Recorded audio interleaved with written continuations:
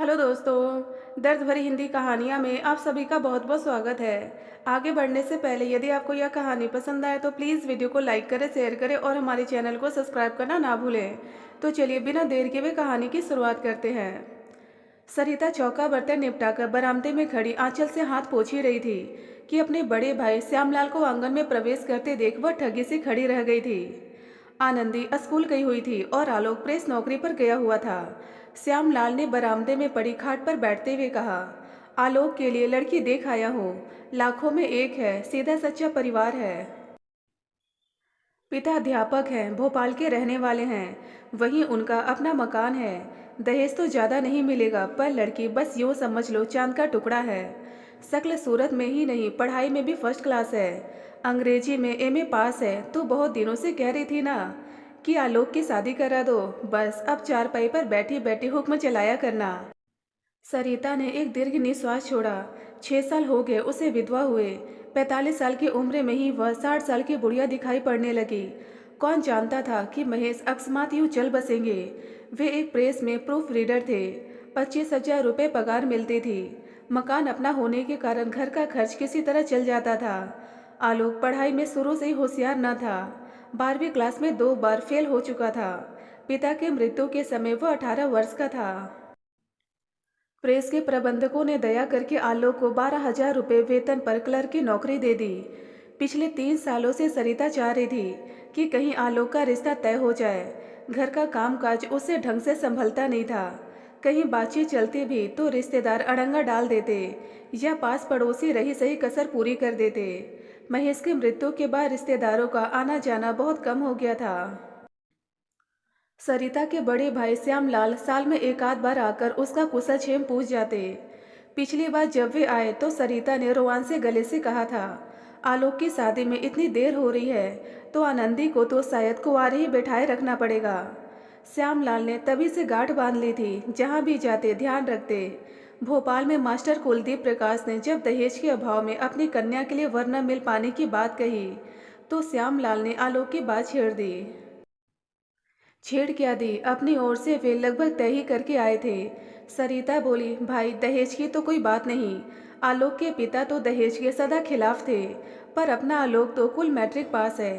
श्यामलाल ने इस तरफ ध्यान ही नहीं दिया था, पर अब अपनी बात रखते हुए बोले, पढ़ाई का क्या है, नौकरी आजकल किसे मिलती है। अच्छे अच्छे डबल एमए बेरोजगार फिरते हैं। फिर शक्ल सूरत में हमारा आलोक कौन सा बेपढ़ा लगता है। रविवार को सरिता श्यामलाल के साथ आलोक और आनंदी को लेकर लड़की देखने भोपाल पहुंची। लड़की वास्तव में हीरा थी। सरिता की तो उस पर से नजर ही नहीं हटती थी। बड़ी बड़ी आंखें, लंबे बाल, गोरा रंग, छरारा शरीर, सरल स्वभाव और मृदुभाषी। जलपान और इधर उधर की बातों के बाद लड़की वाले आलोक के परिवार वालों को आपस में सलाह मशवरे का मौका देने के लिए एक एक करके खिसक गए। आलोक घर से सोचकर चला था कि लड़की में कोई ना कोई कमी निकालकर मना कर दूंगा। एमए पास लड़के से विवाह करने में वह हिचकिचा रहा था, पर निकिता को देखकर तो उसे स्वयं से ईर्ष्या होने लगी। आनंदी का मन कर रहा था कि चटमंगनी पट ब्याह करा के भाभी को अभी अपने साथ आगरा लेती चले। सरिता को भी कहीं कोई कसर दिखाई नहीं दी। वह सोच रही थी कि यह लड़की घर के कामकाज में उसका हाथ क्या बटा पाएगी। श्यामलाल ने जब प्रश्नवाचक दृष्टि से सरिता की ओर देखा तो वह सहज होती हुई बोली, भाई इन लोगों से भी तो पूछ लो कि उन्हें लड़का भी पसंद है या नहीं। आलोक की पढ़ाई के बारे में भी बता दो, बाद में कोई यह ना कहे कि हमें धोखे में रखा। श्यामला लुटकर भीतर गए। वहाँ लड़के के संबंध में ही बातें हो रही थी। लड़का सबको पसंद था।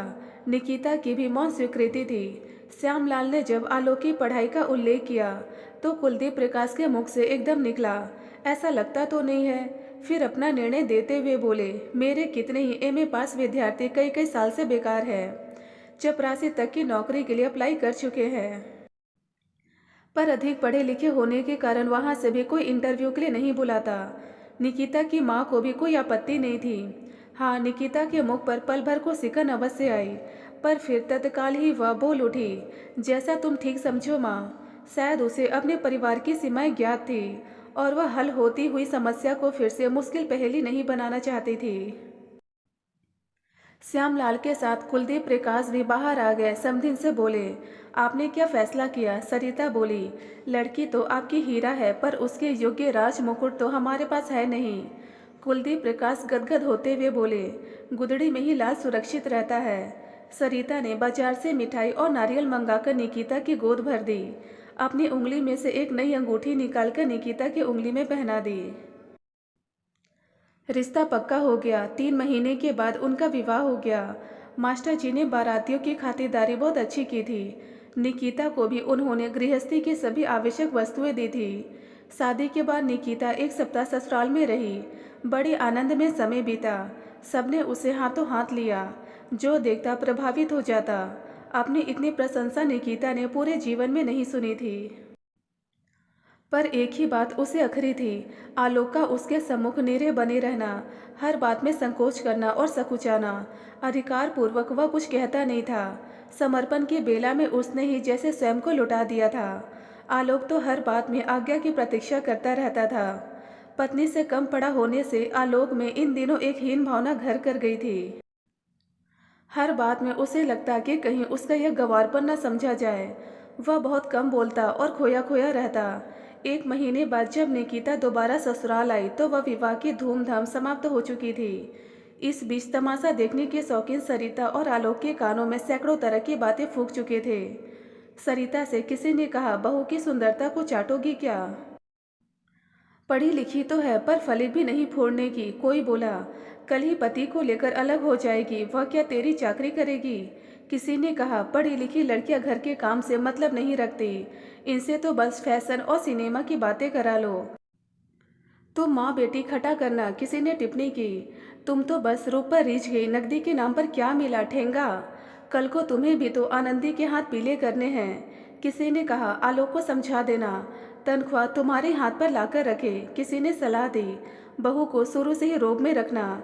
हमारी तुम्हारी जैसी बहुएं अब नहीं आती है, खेली खाई होती है। गरज यह है कि जितने मुँह उतनी ही बातें। पड़ोसिनों और सहेलियों ने न जाने कहाँ कहाँ के झूठे सच्चे किस्से सुनाकर सरिता को जैसे महाभारत के लिए तैयार कर दिया। वह भी सोचने लगी, इतनी पढ़ी लिखी लड़की नहीं लेनी चाहिए थी। उधर आलोक कुछ तो स्वयंहीन भावना से ग्रस्त था। कुछ साथियों ने फिक्रे कसकस कर परेशान कर दिया। कोई कहता, मियाँ तुम्हें तो हिज्जे कर कर के बोलना पड़ता होगा। कोई कहता, भाई सूरत ही सूरत है या सीरत भी है। कोई कहता, अजी शर्म हया तो सब कॉलेज की पढ़ाई में विदा हो जाती है। वह तो आलोक को भी चौराहे पर बेच आएगी। दूसरा कंधे पर हाथ रखकर धीरे से कान में फुसफुसाया, यार हाथ भी रखने देती है कि नहीं? निकिता जब दोबारा ससुराल आई तो माँ बेटे किसी अप्रत्याशित घटना की कल्पना कर रहे थे। रह रह कर दोनों का कलेजा धड़क जाता था और वे अपने निर्णय पर सकपका जाते थे। वास्तव में हुआ भी अप्रत्याशित ही। हाथों की मेहंदी छूटी नहीं थी कि निकिता कमर कसकर घर के कामों में जुट गई। झाड़ू लगाना और बर्तन मांजने जैसे काम उसने अपने मायके में कभी नहीं किए थे, पर यहाँ वह बिना संकोच के सभी काम करती थी। मोहल्ले वालों ने पैतरा बदला। अब उन्होंने कहना शुरू किया, गौने वाले बहू से चौका बर्तन झाड़ू बुहारो शुरू करा दी है। 4 दिन तो बेचारी को चैन से बैठने दिया होता। सास ने काम का बंटवारा कर लेने पर जोर दिया, पर निकिता नहीं मानी। उसे घर की आर्थिक स्थिति का भी पूरा ध्यान था। इसलिए जब सरिता एक दिन घर का काम करने के लिए किसी नौकरानी को पकड़कर लाई तो निकिता इस शर्त पर उसे रखने को तैयार हुई कि आनंदी की ट्यूशन की छुट्टी कर दी जाए। वह उसे स्वयं पढ़ाएगी। आनंदी हाई स्कूल की परीक्षा दे रही थी। 6 माही परीक्षा में वह अंग्रेजी और संस्कृत में फेल थी। सो आलोक ने उसे घर में पढ़ाने के लिए एक सस्ता सा मास्टर रख दिया था। मास्टर केवल बीए पास था और पढ़ाते समय उसकी कई गलतियां खुद निकिता ने महसूस की थी। 800 रुपये का ट्यूशन छुड़ाकर नौकरानी को 500 रुपये देना महंगा सौदा भी नहीं था। निकिता के पढ़ाने का तरीका इतना अच्छा था कि आनंदी भी खुश थी।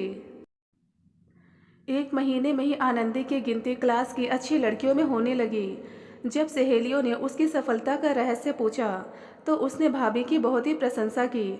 थोड़े ही दिनों में मोहल्ले की कई लड़कियों ने निकिता से ट्यूशन पढ़ना शुरू कर दिया।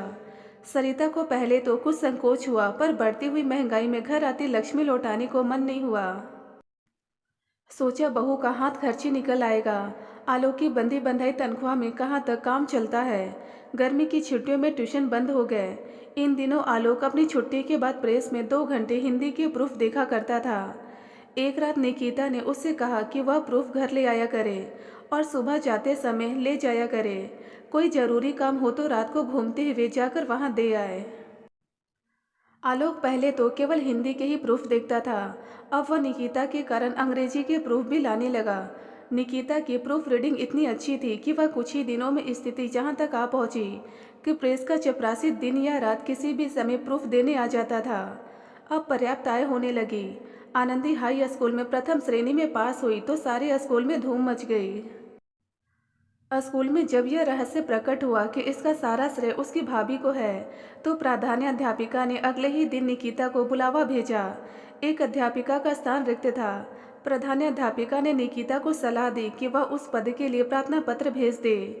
15 दिनों के बाद उस पद पर निकिता की नियुक्ति हो गई। निकिता जब नियुक्ति पत्र लेकर घर पहुंची तो उसकी आंखों में प्रसन्नता के आंसू छलक आए।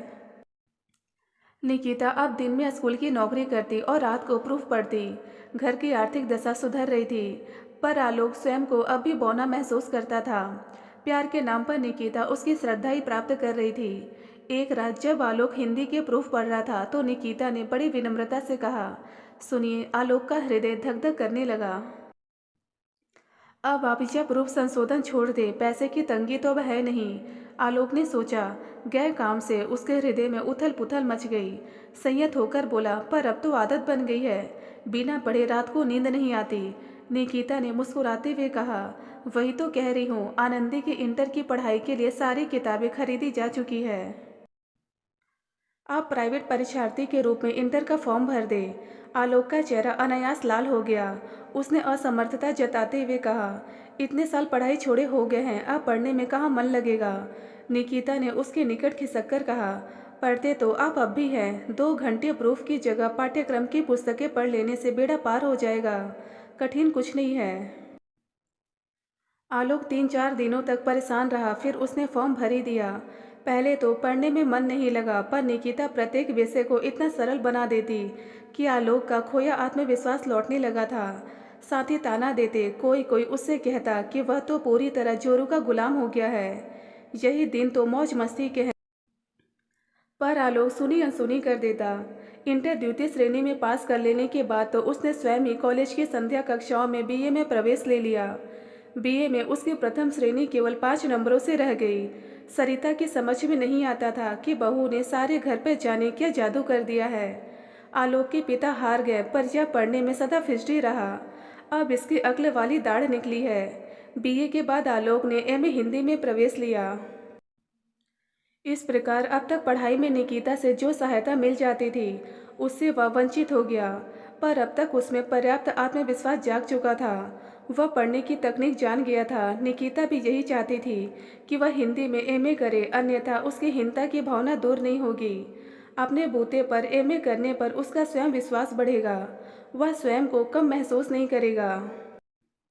वही हुआ। समाचार पत्र में अपना एमए का परिणाम देकर आलोक भागा भागा घर आया तो माँ आराम कर रही थी।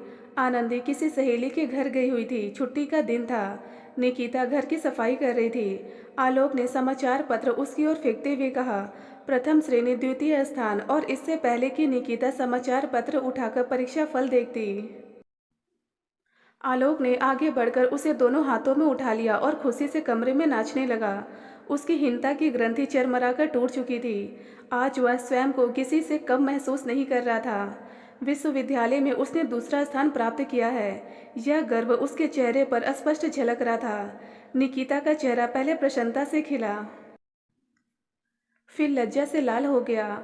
आज पहली बार बिना मांगे उसे पति का संपूर्ण प्यार प्राप्त हुआ था। इस अधिकार की वह कितने दिनों से कामना कर रही थी।